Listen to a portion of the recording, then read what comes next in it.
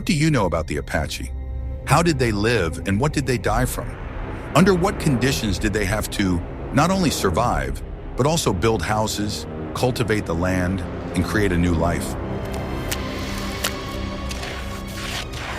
Today, you will learn a lot of new things about the settlers of the Wild West and their everyday problems. Watch the video to the end, and you will learn how a simple architectural solution without a single nail created natural air conditioning in homes, and what drinks saved people from the effects of dehydration when clean water was scarce.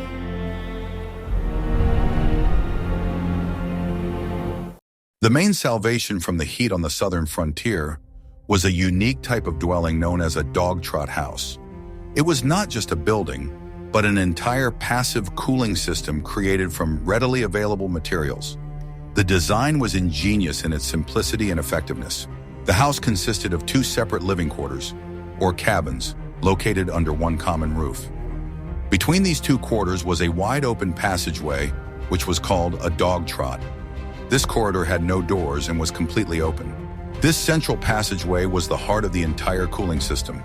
It functioned as a wind tunnel, capturing the slightest breeze and creating constant air movement. On the hottest days, the temperature in this corridor was several degrees lower than outside.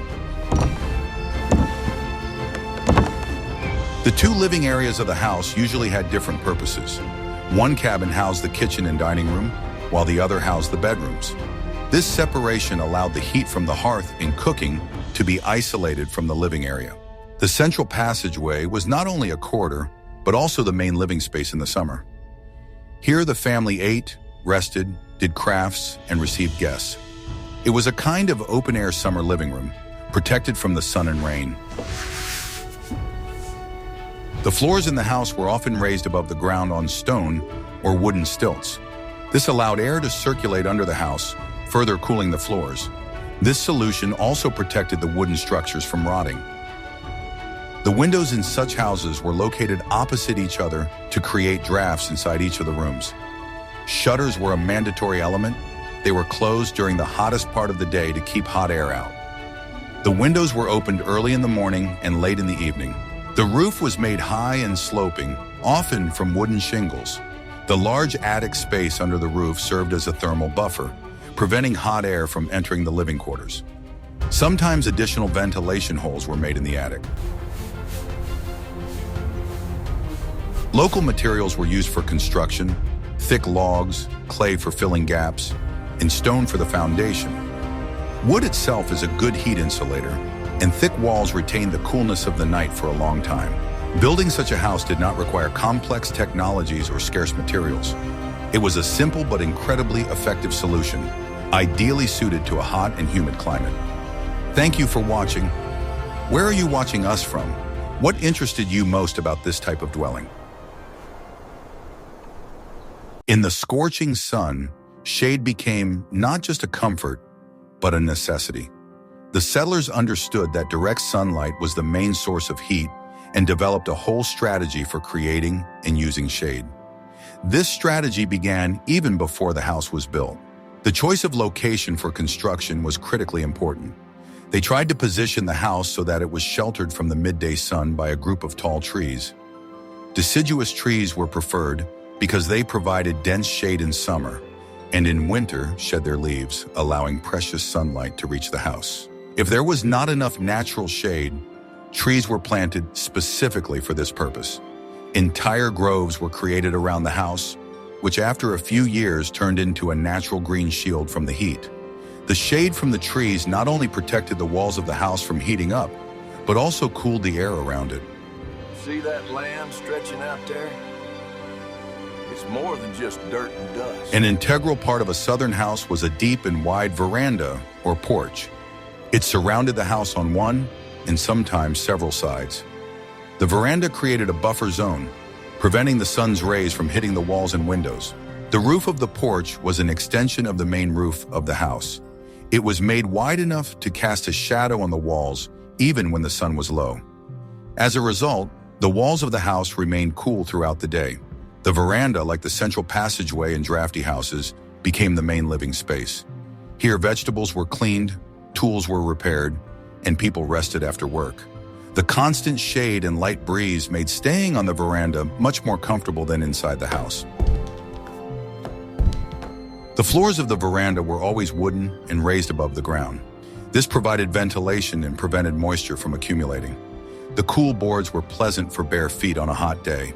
Climbing plants were often planted on verandas for additional shade. Grapevines or ivy created a living green wall that not only protected from the sun, but also humidified the air by evaporating moisture from the leaves. Internal shutters on the windows were another element of shade control. Unlike external shutters, internal shutters allowed the flow of light and air to be regulated without opening the window completely. They were closed in the middle of the day, plunging the rooms into a welcome semi-darkness. Even the color of the walls played a role in combating the heat. The walls of houses were often whitewashed with lime. The white color reflected the sun's rays, while dark surfaces would absorb them, turning the house into an oven. But shade alone was not enough to cope with the grueling work in the fields. In the next chapter, you will learn how the settlers completely restructured their working day to avoid the most dangerous time of day. One of the most original and practical solutions to combat the heat was the creation of the summer kitchen. Settlers quickly realized that the main source of heat inside the house was the hearth. Cooking meals for the whole family turned the home into a real steam room. The summer kitchen was a separate small building located some distance from the main dwelling. Usually it was a simple log cabin or even a shed with a hearth and a table. All cooking activities from spring to autumn were moved there. This solution allowed the heat, smoke, and smells to be completely isolated from the living quarters. The main house remained cool and clean. This was especially important in conditions where ventilation was limited. The summer kitchen was built from the simplest materials, often from the remains of the construction of the main house. The main element was a hearth or stove made of stone and clay. The structure had to be fireproof. The location of the summer kitchen was carefully thought out. It was built close enough to make it convenient to carry food into the house, but far enough away so that smoke and heat did not reach the living quarters. It was often located on the leeward side. The summer kitchen was not only a place for cooking, it was also used for preserving crops, smoking, and washing dishes. All dirty and hot household processes were carried out outside the main dwelling. The interior layout was as simple as possible. Open shelves for dishes, a large work table, hooks for hanging utensils. Often, summer kitchens did not have glass windows, only wide openings to provide maximum ventilation. It was also a social space. Women spent most of their day here, chatting while they worked together. The summer kitchen became a kind of women's club. With the onset of cold weather, the hearth in the summer kitchen was extinguished, and all culinary life returned to the main house. A separate building was used for winter storage, serving as an additional warehouse. The idea of moving the heat source outside the living space demonstrates a deep understanding of the laws of thermodynamics. This simple but effective solution significantly improved the quality of life in the southern heat.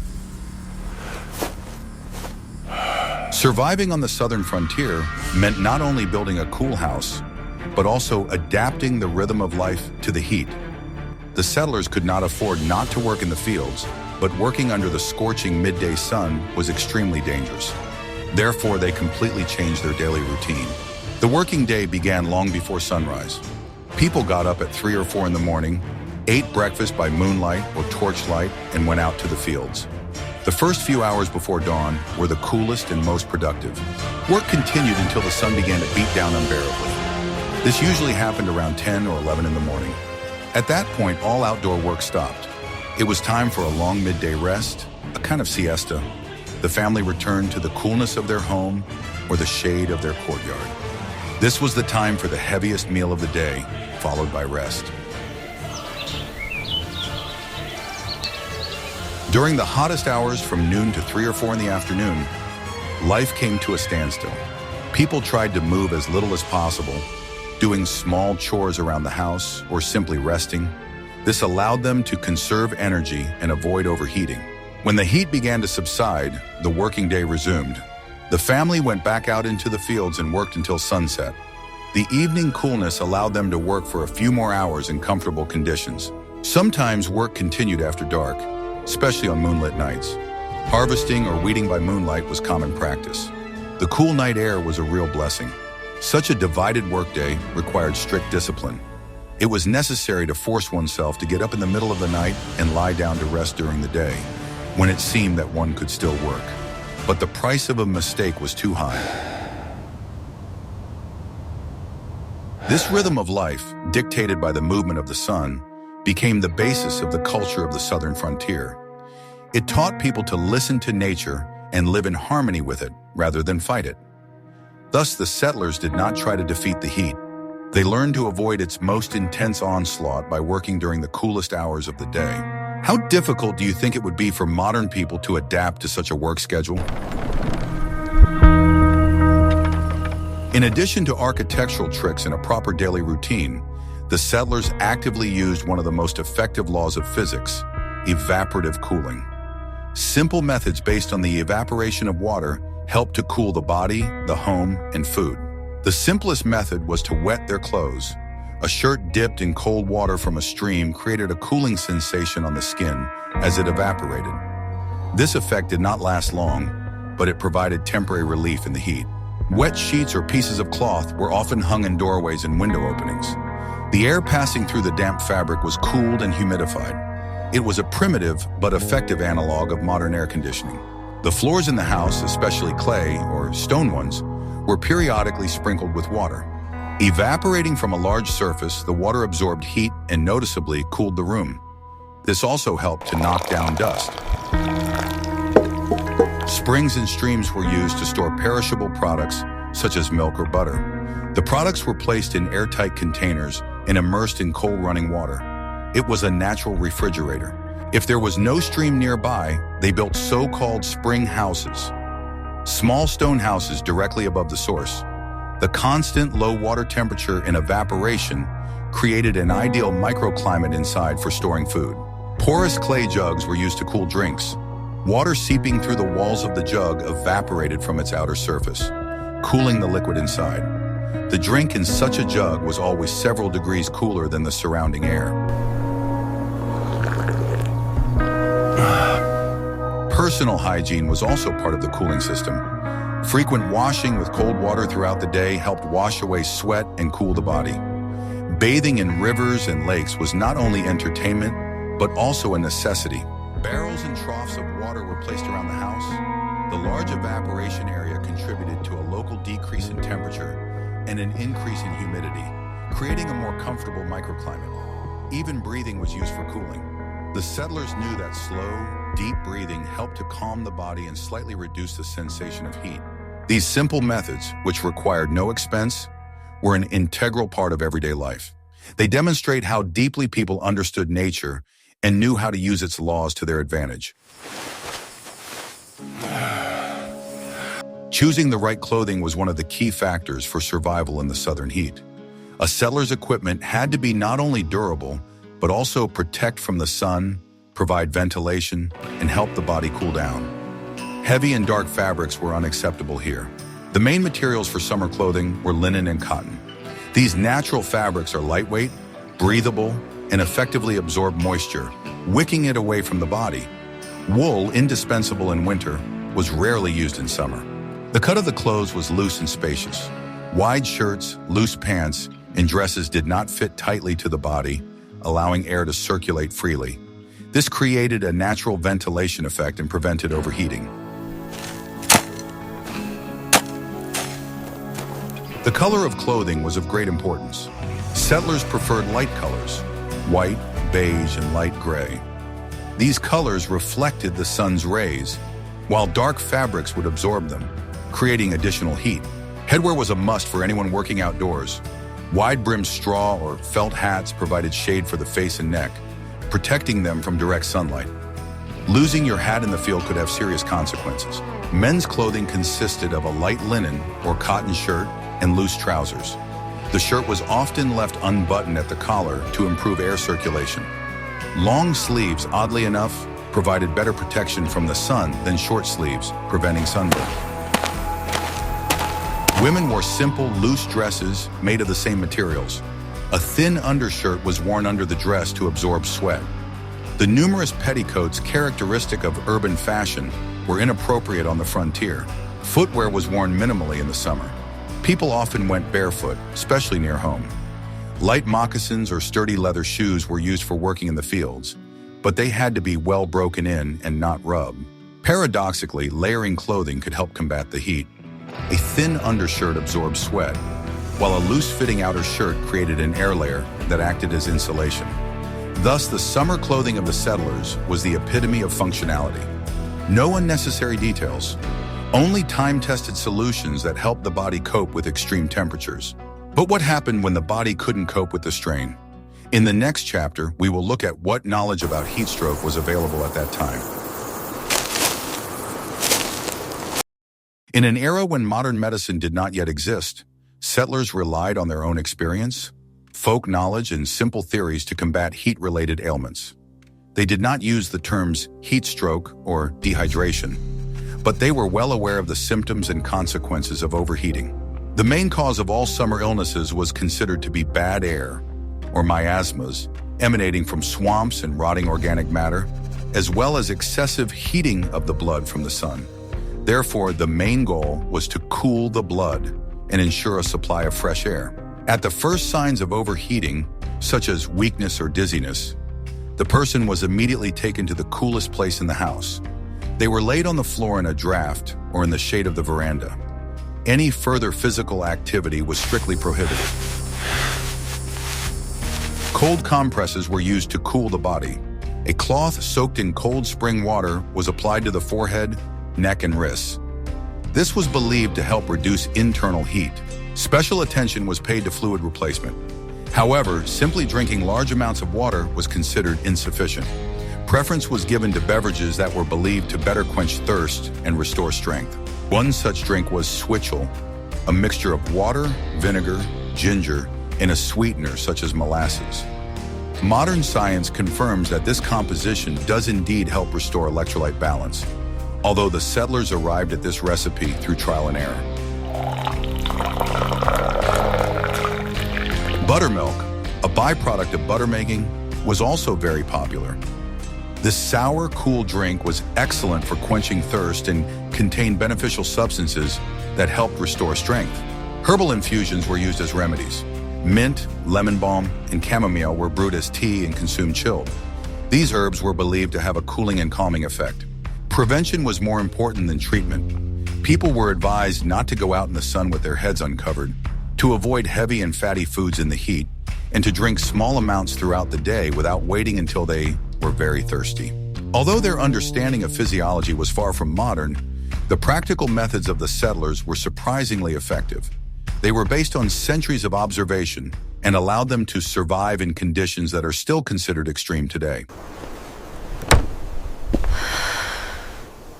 Architectural solutions for combating heat were not limited to the layout of the house and the presence of a veranda.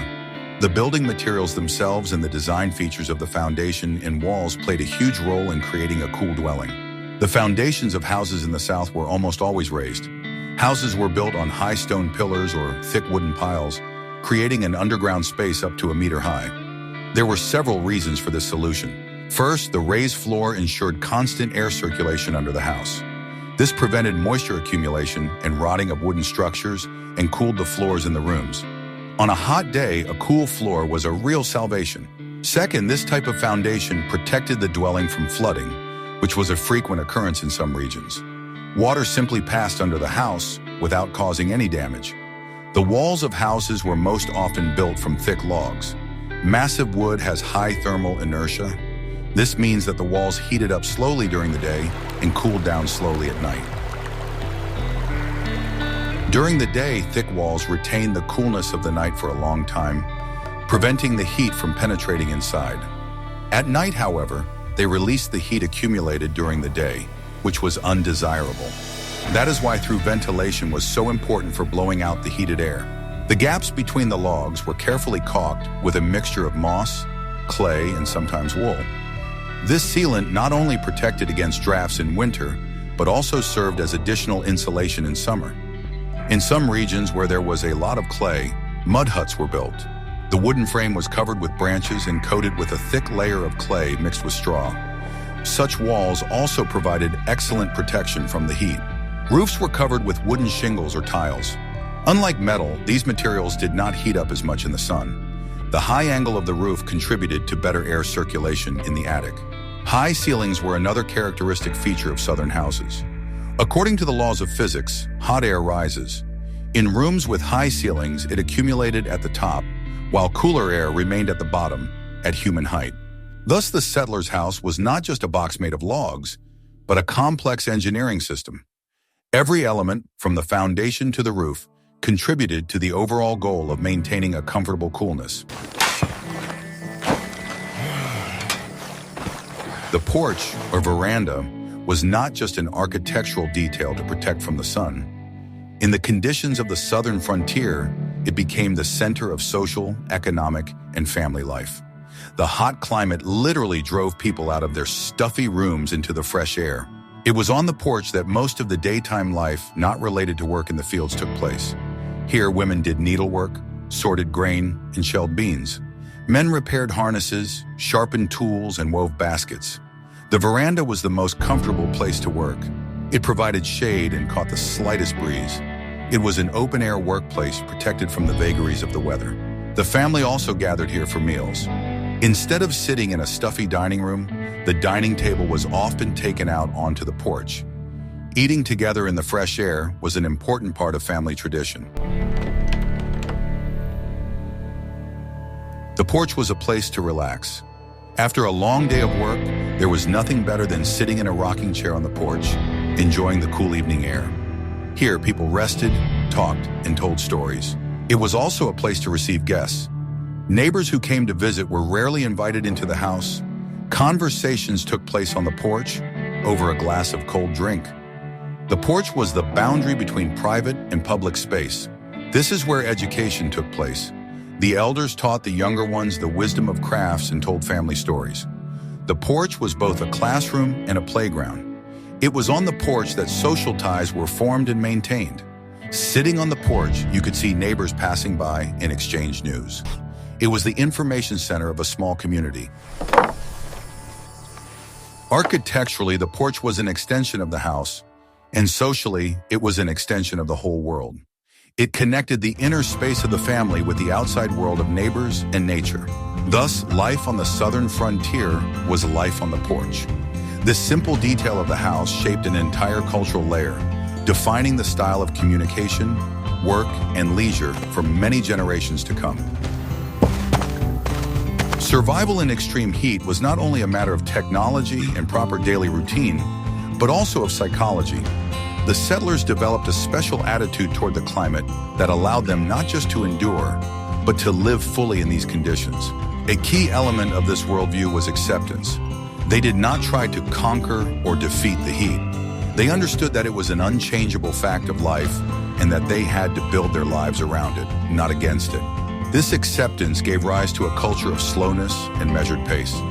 The southern pace of life, which might have seemed like laziness to outsiders, was in fact a wise strategy for conserving energy. Fast, sudden movements in the heat were an unacceptable luxury. People learned to find joy in small things. The coolness of dawn, a breeze, a sip of cold water from a spring. These simple things were highly valued. The ability to enjoy small comforts helped them endure the long hours of heat. The art of patience developed. The settlers knew that the heat would not last forever and that the hottest day would be followed by a cool night. This ability to wait and not give in to despair was an important survival skill. Social connections played a huge role in psychological support. Communicating with neighbors, helping each other, spending leisure time together in the cool evening hours, all this created a sense of community. No one was left alone to face the exhausting elements. We conclude our journey to the southern frontier, where settlers waged their quiet but persistent war not against enemies, but against nature itself. Their ingenious solutions, drafty houses, summer kitchens, a special rhythm of life, show how deeply they understood the world around them. They did not try to remake it, but learned to live in harmony with it. These survival methods, born out of necessity, became the basis of an entire culture. They prove that human ingenuity can find a way out of even the most seemingly unbearable conditions. The experience of these people is a hymn to adaptation, patience, and wisdom. We would like to know your opinion. What topics from the lives of migrants or other historical eras would you like to see in our next issues?